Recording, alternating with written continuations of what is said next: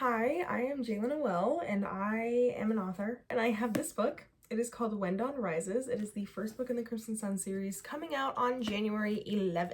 It's been a hot minute since I've been on YouTube. If you've been here for a while, which not very many of you have, so kudos to you if you have. It's been like 6+ months probably since I posted anything, and the last time you saw me, this was just a reading account. I was not avidly writing a book, I don't think. So here we are. I thought I would do a little like author edition of like a get to know me type video, so kind of like an author tag. I cheated a little bit. I used ChatGPT. I know, sue me, okay? I know it's AI, I'm aware. I just wanted a list of 15 questions that would be easy to get and I can answer for you for this video. Let's get into it.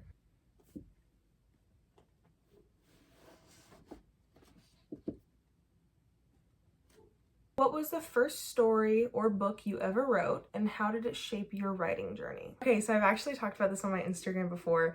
The very first story / book that I ever wrote was called Tina the Tin Can. I wrote it when I think I was in 3rd grade. I live in Arizona, so my school had this Sonoran Desert Museum. It's a museum of like animals and stuff like that. They're alive. They're not dead, but they call it a museum. And they would do a poetry contest every year. And I always did really good in the poetry contests. And everyone was like, Jalen, these poems are so good. Like, you should try writing. And so in 3rd grade, I was like, I'm gonna write a book. I'm gonna take some notebook pages. I'm gonna draw this little tin can and I'm gonna write her story. It was basically a story encouraging children that recycling was a good thing, and that your cans, your soda cans and your like bean cans enjoyed being recycled. So I wrote this story and I gave it to my school librarian, and she was like, oh, this is really cute. Like, I'm really proud of you for doing this. And I went and I like read it to one of the kindergarten classes. So I think that was really my beginning point where I was like, yeah, this is what I'm gonna do. I didn't know that that's what I wanted to do for the rest of my life at that point, but I definitely think that was the catalyst. Question 2. If you could write a letter to your younger self, just starting out as a writer, what advice would you give? You know what, oh my gosh. The first time that I actually tried to sit down and write a completely... I knew that was gonna fucking happen. I knew that was gonna happen. Okay, here. Are you okay? Are you okay, sweetie? No. It's fine. It's fine.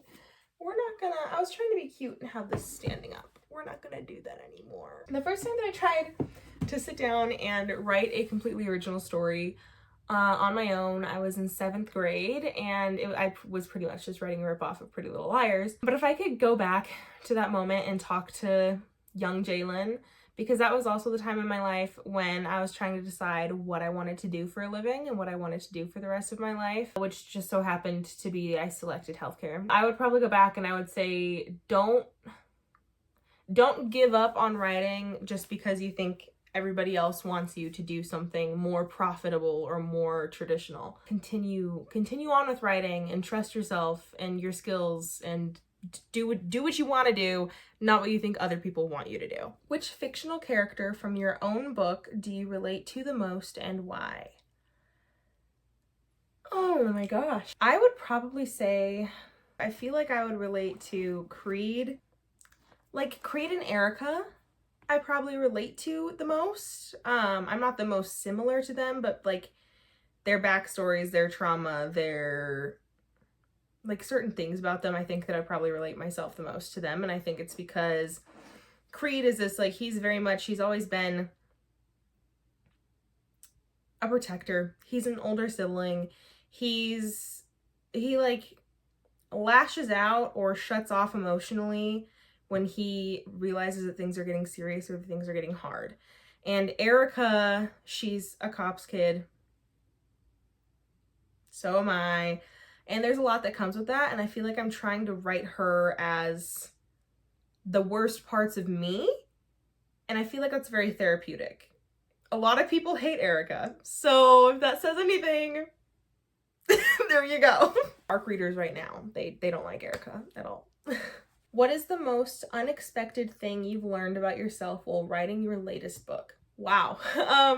Probably that I have a lot of unresolved issues within myself that I didn't know that I had before.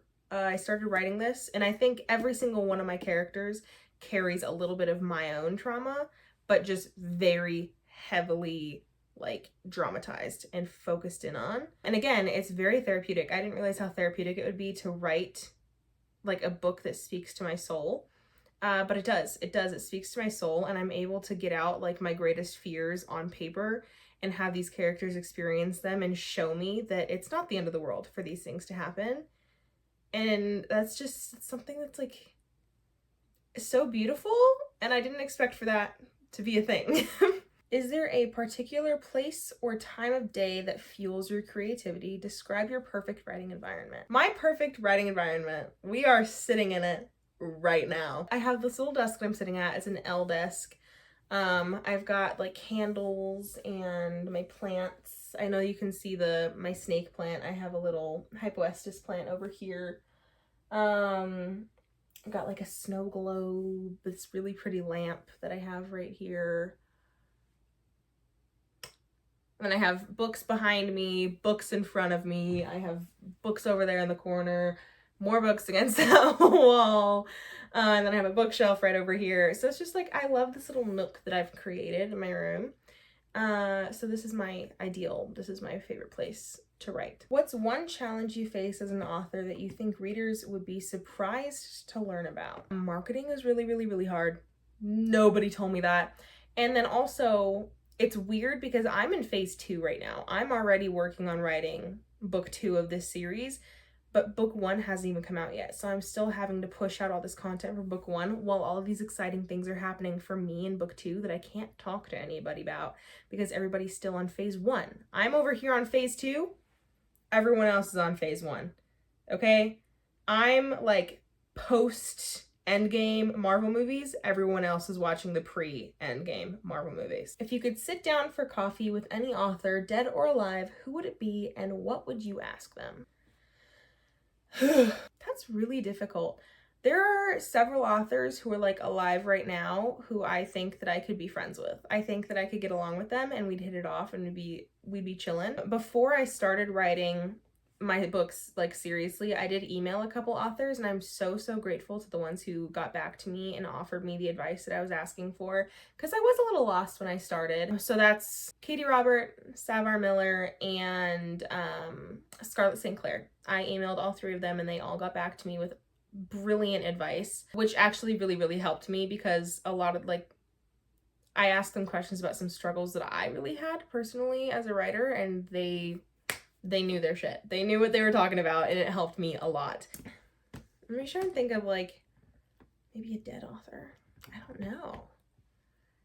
A lot of my books that I read are like now books. I don't read a lot of past books. Honestly, Jane Austen. I want to talk to Jane Austen about, this might be a biased opinion or an opinion that you don't agree with, but I think she really revolutionized the way that romance books are written, and I want to ask her about that process and how she came up with the things that she came up with.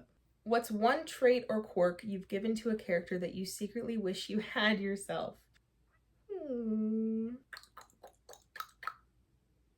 know what? My main character, Izzy, she is so tenacious and so adventurous and so courageous and brave and just all of the things. And she's not afraid to like do her own thing. Like she has a vampire themed podcast about her on her journey to try and discover that vampires exist, and she does not care if people think that she's stupid for it. She just does it because she loves it.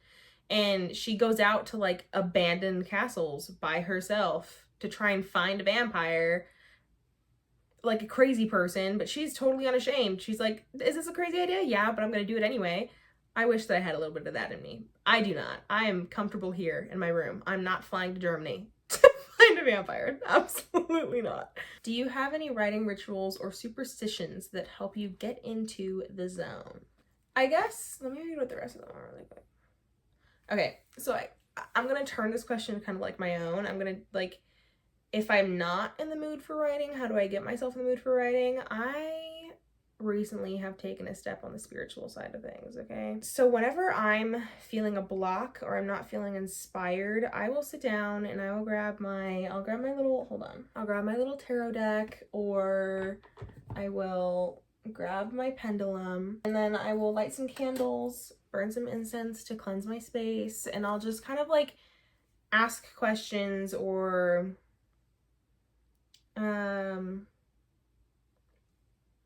there's a word I'm thinking of that I can't think of. Or set my intentions. There we go. Set my intentions, and I will just kind of go with whatever's going on there, and that'll kind of get me in the creative flow of things. And I feel like it cleanses any like negativity that was blocking my mind before. Call me crazy, but that's what I think. What's the most bizarre or unusual source of inspiration you've had for a story or character? I don't know. I draw inspiration from a lot of things. I draw inspiration from other books that I've read, from commercials, from music, from sounds, movies, TV shows. I don't think any of them are bizarre. I think they're all pretty basic. If your book were made into a movie, who would you cast as the lead roles and why? I already have this prepared. All except one. Our main character, Isabel, she would be portrayed by Haley Steinfeld. 100%. Haley Steinfeld is my Isabel Axford. Logan Jenkins, he is our sunshine boy. He's our cute little blondie. I can't remember let me look up the actor's name. We found him. I had to do some research because he wasn't listed in the cast for some reason. Wait, this isn't the right guy. Is it? Okay, it is.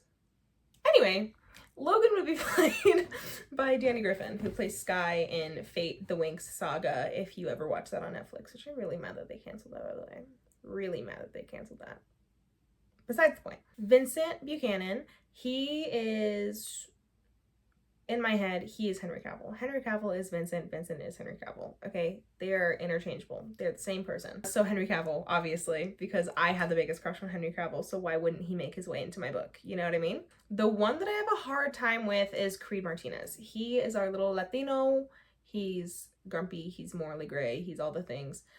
I have yet to find an actor or model or singer or just celebrity at all who fits what I'm looking for. I have yet to find one. I've been searching for someone to be him since like April, May, June. So February. So since February, I've been looking for someone to play Creed and I can't find somebody. So if you know any hot Latino or Hispanic men, hit me up.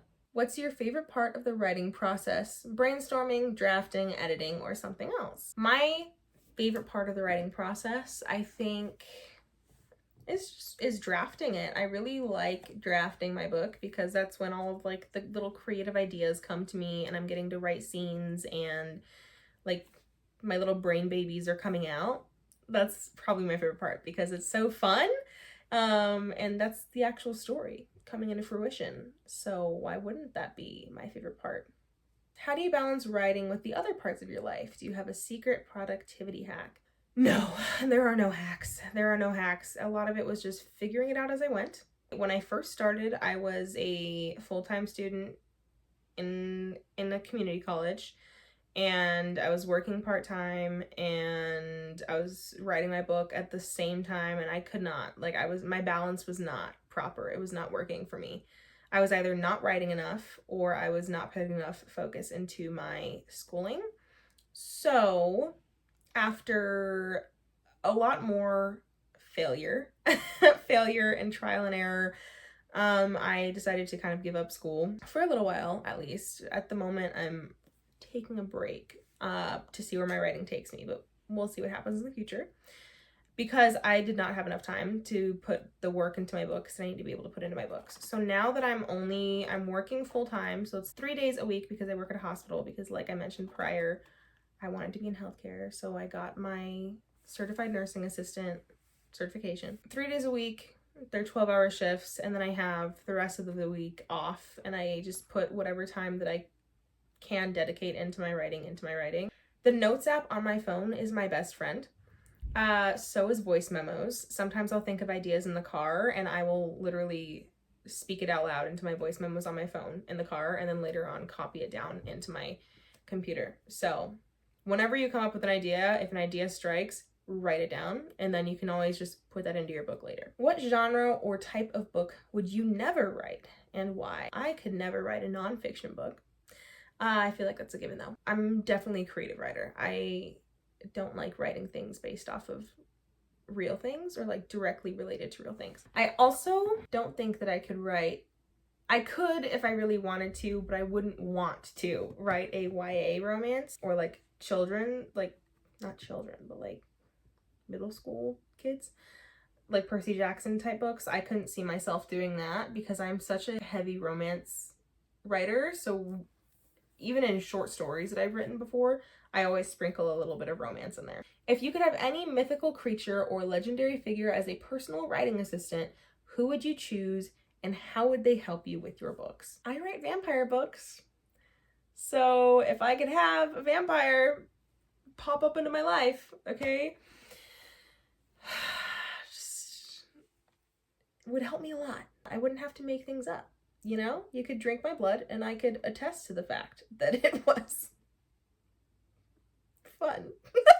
I hope that you got to know me a little bit better, and I hope that you stick around because I'm going to try and make this YouTube thing more regular as an author now instead of as a reader. So thanks for tuning in. I love you guys. It would mean the absolute world to me if you pressed any of the little buttons that are down there, except for the dislike button. That would not mean the world to me. Yeah, I will maybe see you next time.